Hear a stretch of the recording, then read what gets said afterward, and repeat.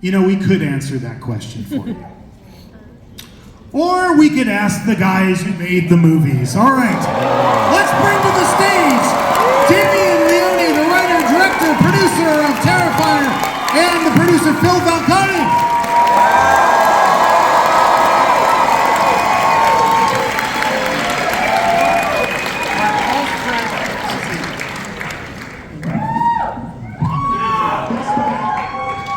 What's up, everybody?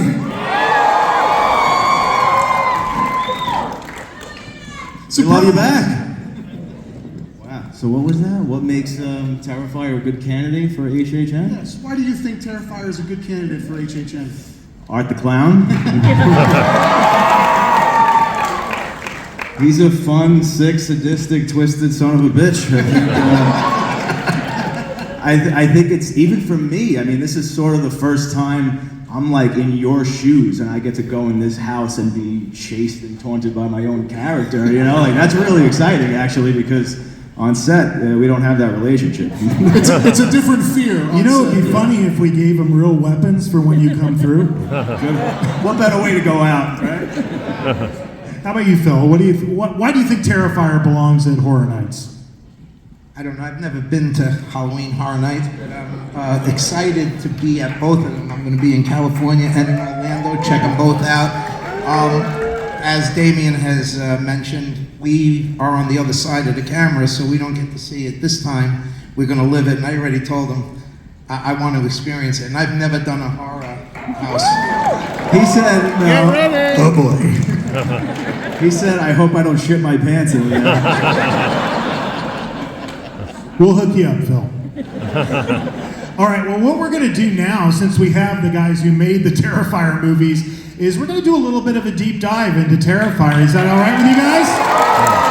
Wait a minute, hold on. All right, do we have Terrifier fans in the audience? That's what makes Terrifier a great franchise for Halloween Horror Nights. All right, let's start with the concept. You know, the first thing we did is we all kind of got together and we talked. And, you know, Mike and I, we both gravitated towards this, which is the Funhouse from Terrifier 2. And I just learned this not that long ago, but would you explain this, guys? Yeah, it doesn't exist. Yeah, so in Terrifier 2 you see this, and we did not have the money to build an actual scale facade. So I'm a fan of like really old school techniques that they don't really use anymore, so I wanted to use sort of a miniature forced perspective approach to doing this. So we really just built like a 3 by 2 foot facade, and then we used some digital effects to map it into, you know, like with a background plate. And it worked pretty cool. And I wish I could really get my hands on the actual facade now that they built. It's the first time I'm ever seeing one in reality, which is so friggin' cool. Very surreal. It would be funny if we did that. You could be like Spinal Tap with Stonehenge, you know, you guys show up and you're like, what? Oh, really? So, here's the facade, by the way. For all of you, and I know you've seen this because you've retweeted it, but like, people ride the studio tour at our park all the time just so they can try to get a picture of this facade. So, you know, when we were talking, Mike and I, we really gravitated towards, let's have the Funhouse be not only the facade for the experience, but let's try to like take all of the great kills from the franchise and bring them to the Funhouse, even if it didn't take place in the movie that way. And that was kind of like our, I think, Mike, is it fair to say that was like our first big idea for how we were going to attack this? Absolutely. It was really, could we place the guests in an environment completely of art's creation, and then house those kills within it? And what would that be like? That was the mission. It was kind of like Art was showing off his works of, pun intended, art, for the guests, is kind of another way to look at it. So there it is. I just took that picture not too long ago. And what we're doing now, we're adding all the scrub grass and the dried plants and all of that stuff. But that's the Terrifier facade. And just to highlight a couple of things, When you're waiting out front, it's going to be the Terrifier theme music, and then you're going to hear like a radio, and I'm talking about Hollywood, you're going to hear the radio station kind of changing channels, static, hear a little blip of, the Clown Cafe theme song, and then it's going to land on a news report, and it's going to say, police are on the lookout for a tall, thin man wearing a black and white clown costume and carrying a large garbage bag.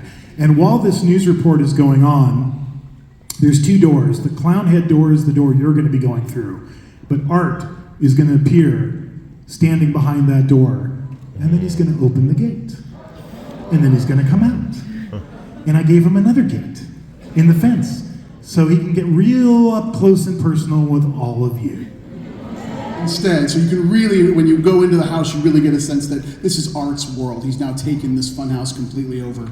And then I think the next slide is the facade. There it is. That's it.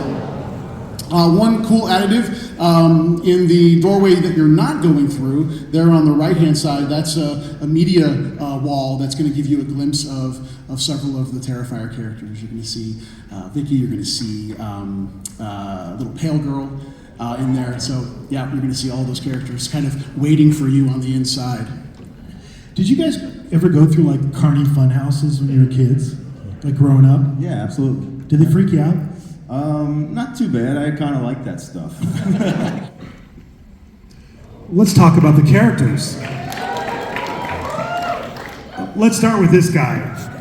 And, I'm sure, Damien, you've probably told this story a million times, but if you wouldn't mind, like, what was the inspiration for Art the Clown initially when you first came up with him? Yeah, just making a short film, and I wanted to put a bunch of horror, sort of, classic cliche characters in this short film that I could use as a calling card, and I wanted to see if I could do anything interesting with them and put my own spin, and I wanted to try and do something different with a killer clown. And when I was designing him, I said, he can't be anything like Tim Curry's Pennywise. So I didn't want him to be colorful, I didn't want him to speak, I wanted him to have weapons instead. And I sort of wanted to turn him into a slasher. And it was really just based around this one scene, which is the scene in the short film The Night Circle, which was then put into All Hallows Eve, just with Art terrorizing this woman in a train station. It was supposed to be a bus, and that's actually why that scene exists at the end of Terrifier 3. And then... It's a fabulous scene, I might add. Did you have something to do with that scene? I might have had a little bit. And you like the old horror movies. I do like horror movies, and I do like rom-coms. But yeah, so it was a little scene in this short film, and then it gets, there's creatures and demons after that, and Art's only in the first 4 minutes, but everybody who saw it back then said, what is going on with that clown? Like, he's too cool, he looks so creepy, you're gonna make more stuff with him, right? And I was like, oh yeah, I'm gonna make plenty of things, for sure. And I was like, all right, I better write something else with this character. So then I made another short film called Terrifier, which is also in All Hallows Eve. And that's when I said, all right, I'm going to turn him into a slasher now and see, what this guy's really about. And then that's when I sort of realized that there was something special. I didn't imagine it would turn into this. But I said, this character has something. There's a charisma there. There's something special, and I need to keep going. I need to get this character into a feature somehow. So that 20-minute short film, Terrifier, was sort of the proof of concept, a calling card. And it took years to try and convince somebody to give me money to turn that into Terrifier, the feature, until I met this guy right here, the only person to believe in me to give me the money to do it. Give it up for Phil. Because I had just done a movie, and it cost me a couple $100,000, and we did this one for $40,000, and there's so much more shit in there, and I'm like, holy crap. I said, I pissed away a lot of money on my film. Well, truthfully, I mean, if the house was more expensive, just so you know. Yes, it was. I mean, if this works, the truth is it's because it's all coming from a very genuine, organic place, from a diehard horror fan, and I've been one since I'm literally 3 years old. I've been watching these movies and idolizing characters like Freddy, Jason, Michael Myers, literally since I'm 3. So hopefully there's just something instinctual after I'm consumed so much of that, I mean, this is really what I birthed out. I mean, so that's a big part of it. And then obviously David, who has just brings such an incredible performance. I have a question for the producer. How did you guys find David? Was it like, did he just come to an audition, or was it? Well, we were looking for a new a new art. Now we're looking for a new Dave. We were looking for a new art, and the person we had that we did the teaser with, he couldn't deal with the lenses. Yeah, most people don't know that. Before we hired Dave, we had another actor. We shot a teaser for it, and this was after Mike Gianelli, because Mike Gianelli was the original Art the Clown in the short films and All Hallows Eve, but then he just didn't want to act anymore, so I had to replace him. And there was someone else that I'd been working with, and I was like, I think this guy could do a good job playing Art. And we filmed this teaser, but he has these like really, bright, striking blue eyes. And I said, that doesn't work with this character. You need to wear these black lenses. And we put the lenses in for the teaser, but they irritated his eyes so much, and he was like, I don't really want to keep go on playing this character wearing these lenses. I was like, okay, so we got to start again. And I said, let's hold an audition. We put it online, and then we rented an office in Manhattan, and we had people come in. And David, I've said this many times, David was like the sixth person to come into the room, and as soon as I saw him physically, I was like, this is the guy. I'm like, please let this guy not just, be a raving lunatic or something. I'm like, yeah, I'll take, he doesn't have to do anything. He just looks so perfect. And especially I was looking for somebody thinner now, because the way I sculpted Art's face, he's sculpted to look kind of like a zombie. So I was like, he's gonna be great. And then Dave didn't have any size or anything. He just knew he was coming in for a killer clown role. And he said, well, what do I do? And I said, I don't have any lines. I said, no lines. I said, I just need to see you decapitate somebody, and you're having a very fun time doing it. You do it very gleefully. And then you can see his audition online. He was like, okay. And then he just flips the switch, and he goes into almost like what you see as Art the Clown right now. It's almost identical. Yeah, and fantastic. I knew right then that it was gonna surpass like what I was even looking for.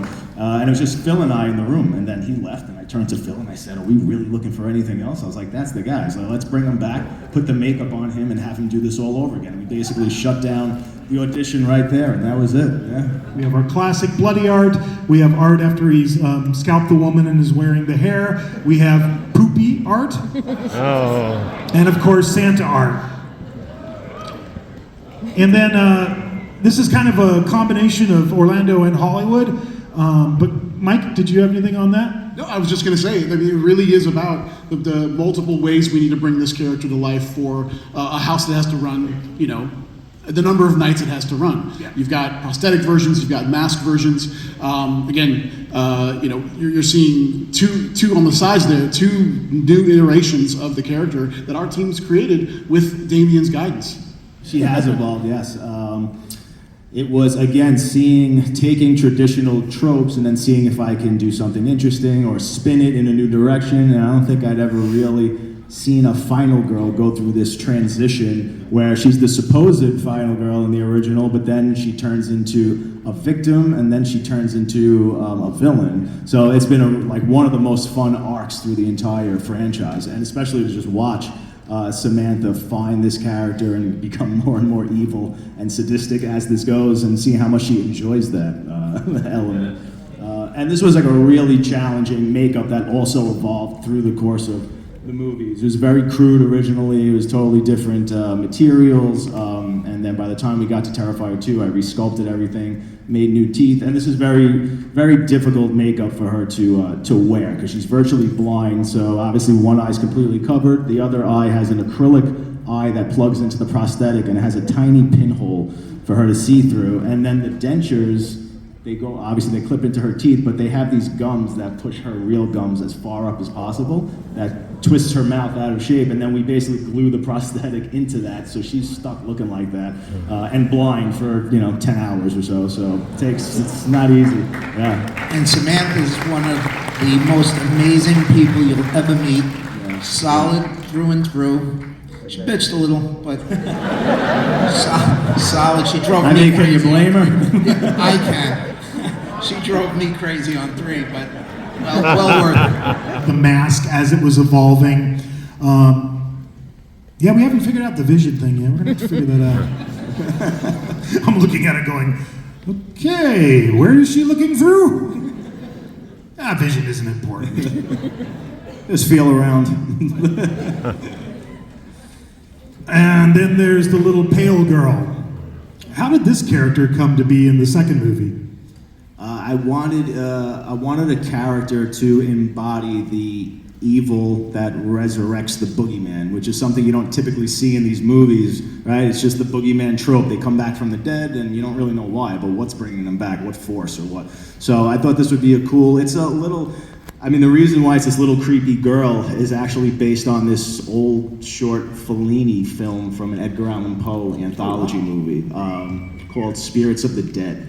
And there's this little devil pale girl like in it, and then I started seeing all girls started to dress up as art and do their variation. I was like, I have to quickly do my own version of this before it's like out of my hands. It was like the first Halloween where people started dressing up, and I started seeing that, and I was like, all right, I'm gonna make my own little version, because the original pale girl was supposed to look like her, obviously, but not be dressed as Art the Clown. She was going to be in this sort of like sundress and have like a flower in her hair, and then I quickly was like, no, it's going to be a female little Art the Clown. Yeah. And you will find out a lot more about this character in the next one. Yeah. So for us in Hollywood, Little Pale Girl is a special effect. We have a scene called Dolly Molly, and when you come in, it's the sequence in the film where I think they're dental tools that are like sitting on and she's just ripped all the flesh off her face. And as you come into the scene, it's an animated effect where there's a little sensor you're going to trip, and then she does a 180. Her head turns 180 to look at you. Oh yeah. In Orlando, we've got live performers that are going to play Little Pale Girl, in both versions, both iterations, in her most ghostly sense and then her most mauled sense. We have team members right now who are just so excited about playing this character. They absolutely are loving it.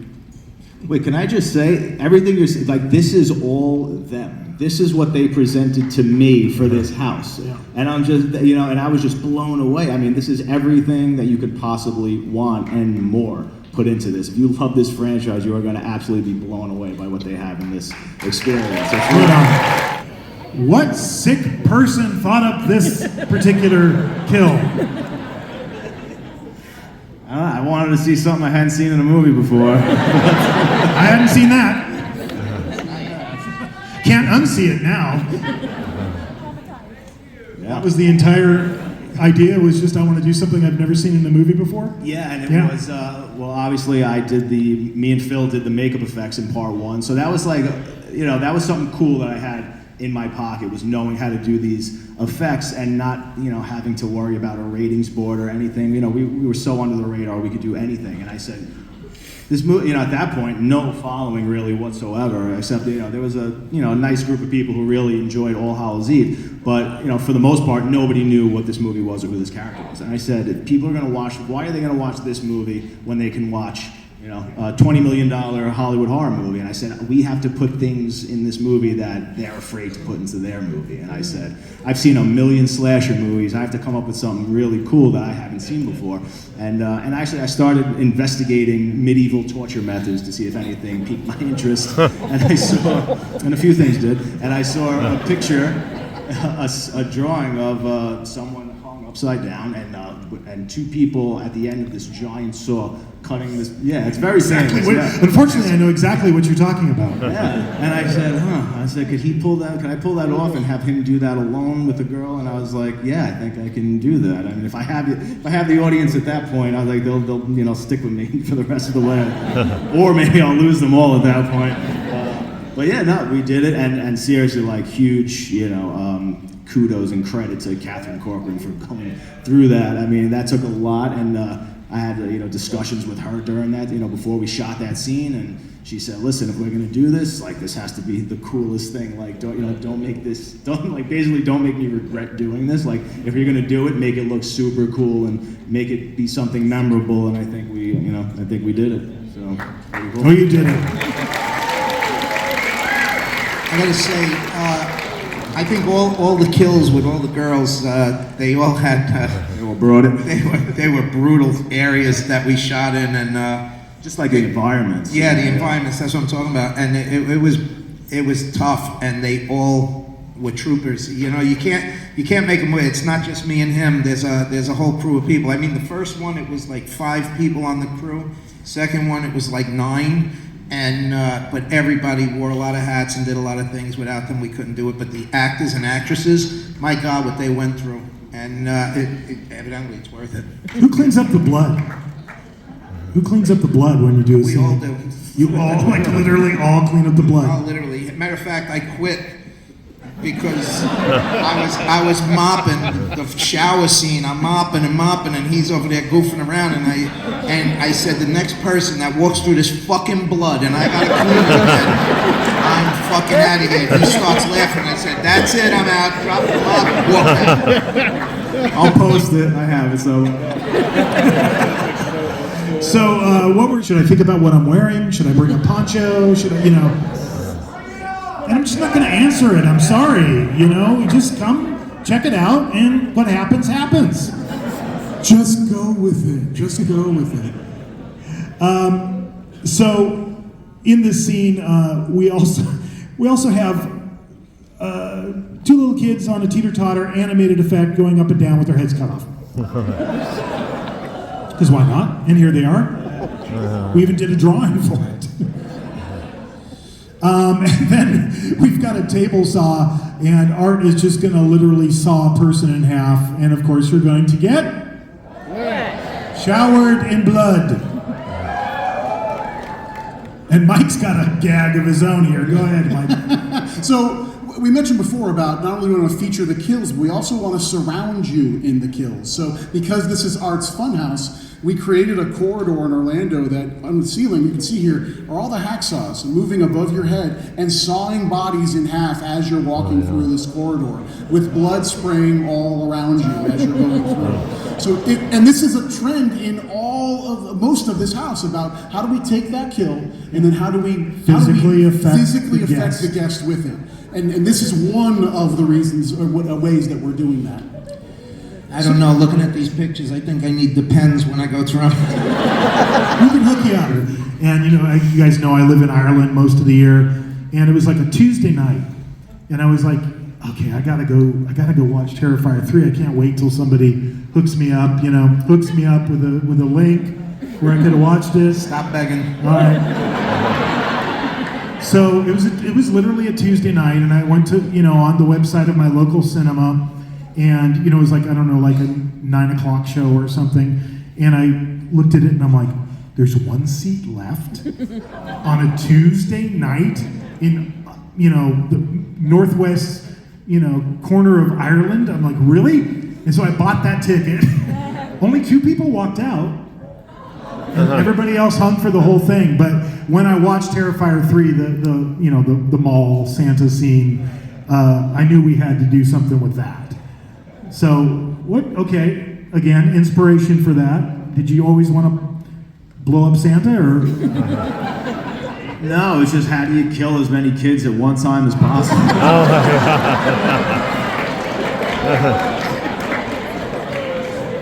We've gone to a dark place. I'd like to point out that Phil and Damien do not work for Universal Destinations and Experiences. Thank you. Well, it's been a good 20 years of Horror Nights, but I think I'm going to be hanging it up after this. Chris Williams is my art director, production designer. Chris has been doing Horror Nights with me for 20 years. So this is him and his team, his art department. They've created that entire, Santa set. You're gonna go into Christmas, except all of the elves are, beheaded and disemboweled, and their intestines are stringing the Christmas trees, and their heads are the tree toppers. And then after you go through this, we're gonna take you through this like hedge maze of Christmas, and it's all the Terrifier, it's a Terrifier Christmas. All of that is playing. And it's just gonna rain blood, So literally, we're just not giving you a choice, Dry path, wet, no, just all of you go in the same place. And of course, Santa Art will be attacking you with his chainsaw the whole time. Yeah, ditto. I mean, We're doing exactly what John just described. Here's some scenic elevations done by our amazing team back in Orlando. Manuel Cordero is one of our designers working on this house. A light maze there. You can see some of the bodies that are strung up. I will say, and this is a record, this house has the most bodies ever in a haunted house in the history of Halloween Horror Nights in Orlando. That is a fact. That is a fact. Watched the movie and went through it. What the hell is that in this sink? It's got teeth, it's got eyes, it looks like poop. It is, it's a poop monster. I can't wait to show you. Tomorrow I'm going to take him, we're going to walk through the house tomorrow. And my props team built that poop monster. And it's awesome. It's so cute. I could market this. It was like a bath toy or something. I don't know. How was that filming that scene? Was it awful? In the Fright Factory, it was awful because it was fucking cold. It was It was cold. cold, and blood and cold doesn't go well. And Hershey's. How about poop and cold? How does poop do in the cold? It's chocolate, so it's okay. I'll tell you what grossed me out was when we shot the pizzeria scene with the shit, because that was a real active pizzeria. Matter of fact, I was making pizzas in the front while they were shooting the scene. They didn't even close for you? They closed for us, yeah. Needless to say, they're not operational anymore. The health board would have something to say about We that. shot that in an active pizzeria, and we didn't hold back. Did they give you pizza at least? I made the pizza. Oh, you made the pizza. We were still cleaning up when they opened the next day, and people started coming in to eat. Yeah, crazy. And so much blood got into the dough mixer and everything. Oh my God. It was crazy. It was brutal. I felt terrible because I always say, however we go into a Yeah, place, you gotta leave it the way. gotta leave it better. Oh, You gotta leave it better than when you go in. as you're going in. So we got the dude from the pizza parlor who gets his head turned into a human jack-o'-lantern in stall number 1. We got the mashed potato kill from Terrifier 2 in stall number 2. And we have that unfortunate construction worker that Art rips all the flesh off his face in stall number 3. But then batting cleanup is Art. And as you're coming in, he's writing his name on the wall in poop. And if you look at that character design, his little, clown gloves are just caked in it. So, cafe. So these are just scenic elevations of some of the elements you're going to see in the Clown Cafe. We built Art's food trailer. We built the whole thing. We built that playground set with all the dead kitties. We did that lovely United Colors of Bennington mural, whatever that is. And the Clown Cafe host there's an Easter egg. You'll see her slumped in the corner. This is post-Art blasting her with the blowtorch. So she's, burned to a crisp. The music will be playing. The kid with the Art Krispies cereal, that's going to be in there. And then there's that weird, I don't know if it's a hat box or what the hell that is with the heart in it and all of the maggots and stuff. And we Yeah, that's right. That's exactly what it is. Is it? Right on. For lack of what we don't know. So that's in there too, but that's a little, people like to touch stuff in Horror Nights. Don't try to touch the heart, because you'll get a surprise if you do. Okay? That's all I'm gonna say. 10,000 volt. No, just okay. I'm gonna do my warning for Hollywood, and Mike's gonna do his warning for Orlando. Don't go out the chicken exit. Okay? You might encounter a chicken exit in the house. It'll look just like that. Look for that chicken, or actually, I think that's a rooster. It's a rooster chicken exit. You might end up backstage if you go out the chicken exit. And you might encounter some things you're not supposed to encounter.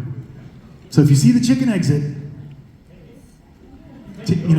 at your own risk, okay? And it's a little surprise for you guys, okay?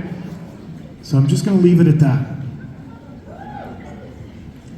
In Orlando, I think we've gone on record saying this is going to be the wettest house we've ever produced in the history of the event, and we're not lying. We're giving you two paths in Orlando. You can make a choice. You can go to the left-hand side, which is our dry path, if you choose. I agree. Boo to that. Why would you want to have less of an experience? Or you can go right, and you're going to go into what we're calling our Symphony of Blood. In this picture you're seeing, this is our finale. What you're not seeing is art on a second level. Underneath him is a blood waterfall. If you move to the right-hand side, you will be entering into our Symphony of Blood. And I'm not kidding, you are going to get drenched. I'm talking front row Jurassic Park.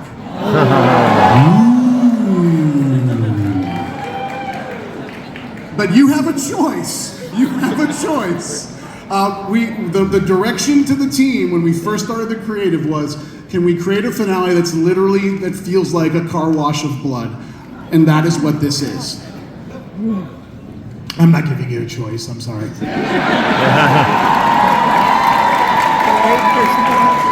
But wait! There's more. I'm hearkening back to the beginning of this panel when we said, by the pricking of my thumb, something wicked this way comes. Do you want some? You've been through all the announcements at this point. It surely couldn't be anything else we could possibly announce. With this slate, it's so stacked. What else could we possibly do for you people? Well, okay, I'm gonna stand up for this. So, you know Where's Waldo, right? I always thought it would be fun to do Where's Waldo like in a theme park. Except instead of Waldo, it's Art the Clown. So as you're traversing, if I may use that word. You just did. I did. As you're traversing the theme park, Art the Clown is out there, okay? I'm not gonna tell you where he is. You might be in a store. Yeah, you might be in a store, and you might turn around and he might be right behind you. You could go down, to the Universal Plaza and plop down and go, hey, it's time for a drink, or it's time for some food, and look across from you and there's somebody just mad dogging you. Right? You could go down the Starway down to the lower lot of the park. He might be down there too. He could be anywhere. So what we're doing, and we're doing this on both coasts, is we were like, it's awesome to have a Terrifier haunted house, but we weren't satisfied with that. We were like, Art's such an awesome character. And we really truly believe this, guys, Damien and Phil. Mike and I grew up on Freddy, Jason, Leatherface, Michael Myers. We were like smack dab in the middle of the slashers. And there really hasn't been a worthy slasher icon until Art came around in a long, long time. And we want to pay tribute to that as much as we possibly can.